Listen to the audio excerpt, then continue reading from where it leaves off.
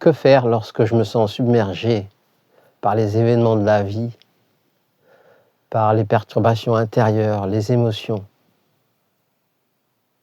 Je peux utiliser tout ce qui se passe comme un enseignement pour revenir à moi, revenir à ce que je suis vraiment, à ce silence intérieur, et cesser de confirmer la réalité de ce grand rêve.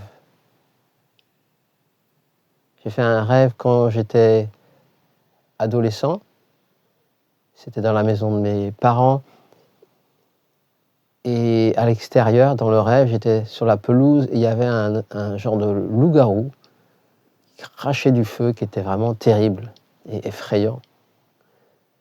Et j'ai attrapé un lance-feu pour essayer de le brûler, de le détruire. Et plus j'essayais de le brûler, plus il grandissait, plus il devenait terrible, plus il y avait de feu qui sortait de sa gueule.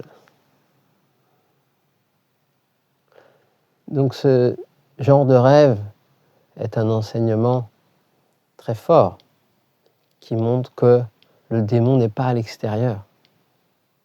Plus on cherche à le contrôler, si on garde notre attention vers l'objet extérieur qui semble avoir créé cette perturbation à l'intérieur de moi, alors je ne fais que confirmer le rêve et l'illusion que le démon est à l'extérieur. Donc, quand il y a des perturbations, je les honore comme des rappels, comme des cloches dans ce grand temple ou ces grands ashrams. La vie est un ashram où je peux apprendre à reconnaître ces perturbations comme des invitations à revenir à ce silence intérieur, à cette paix qui est toujours là. Donc quand il y a quelque chose qui se passe comme ça, je peux simplement me poser et respirer profondément. Juste quelque chose de simple comme ça. Se poser, peut-être fermer les yeux et suivre la respiration sur toute sa longueur. Observer aussi l'espace qui est entre l'inspiration et l'expiration et juste être là. Ne rien faire, revenir à soi. Que ce soit une perturbation intérieure, comme une émotion qui est une forme d'énergie. En fait, quand on expérimente la colère, la dépression, la tristesse, c'est une forme d'énergie. Donc c'est aussi une perturbation extérieure qui est à l'intérieur du corps mental, mais qui est à l'extérieur de ce que je suis vraiment, c'est à la périphérie de l'être. Donc cette perturbation peut être aussi reconnue comme une manifestation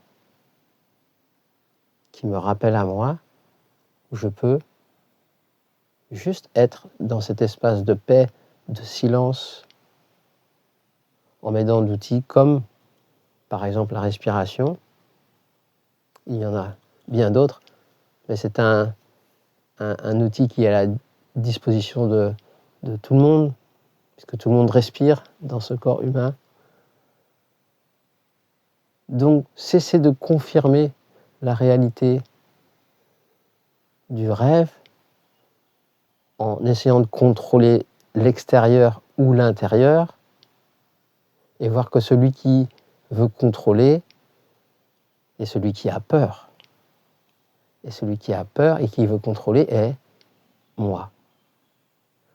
L'entité séparée, qui est identifiée avec le corps mental, qui est en danger permanent, puisqu'il dépend de l'attitude des objets extérieurs, des personnes, du monde.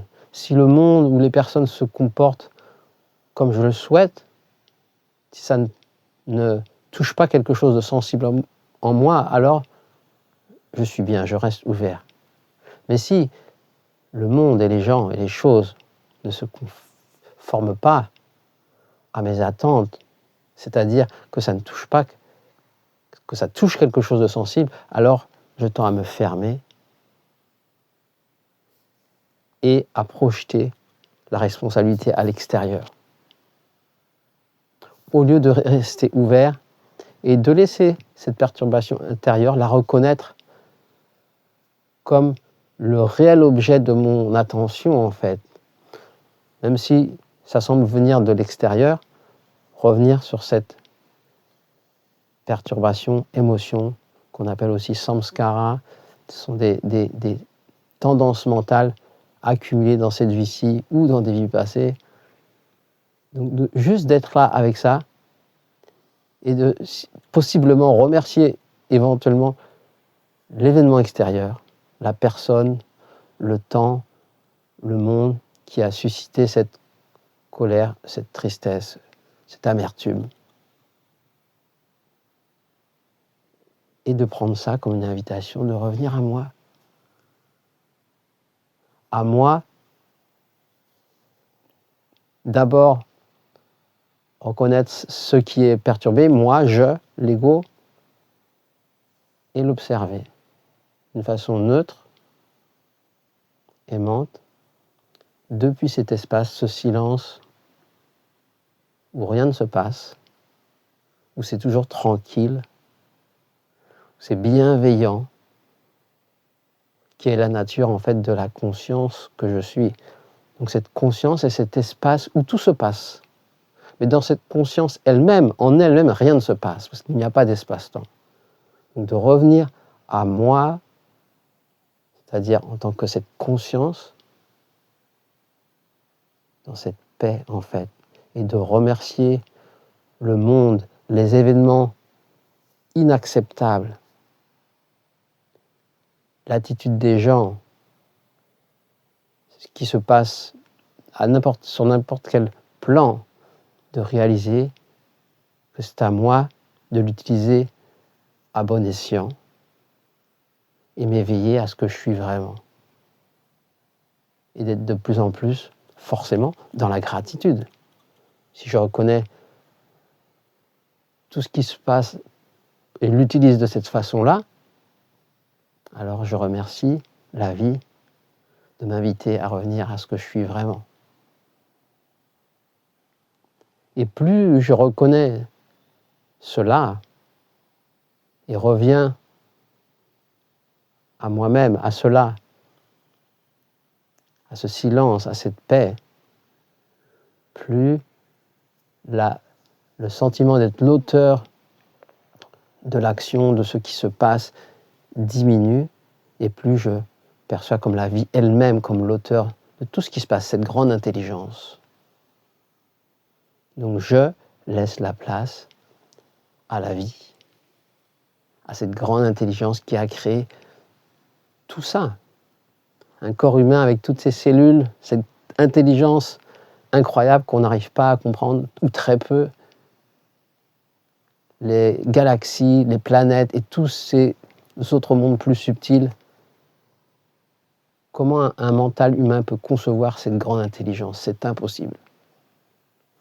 Donc réaliser que c'est cette grande intelligence, cette vie, qui en fait fait tout. Il y a une connaissance telle qui dépasse celle du mental qu'on peut juste être ébahi devant cela en fait qui est nous-mêmes, cette conscience. Donc voilà comment on peut utiliser la vie dans un sens ou dans l'autre. On peut rester dans cette attitude ancienne à se fermer et condamner l'extérieur, condamner les autres, le monde, ou l'utiliser comme un appel de retour à soi. Par la respiration, par la simple présence, ou par n'importe quel outil qui nous aide à revenir à cet espace où il n'y a rien à faire, rien à pratiquer. Donc on peut s'aider de de pratique pour finalement réaliser que l'être n'a rien à faire. Juste l'observateur silencieux, toujours en paix, qui n'est pas personnel, cette conscience témoin de ce grand drame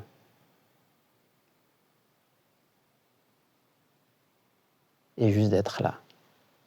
Merci d'écouter. Vous pouvez aimer cette vidéo, vous abonner à cette chaîne et je vous retrouve très bientôt. Merci.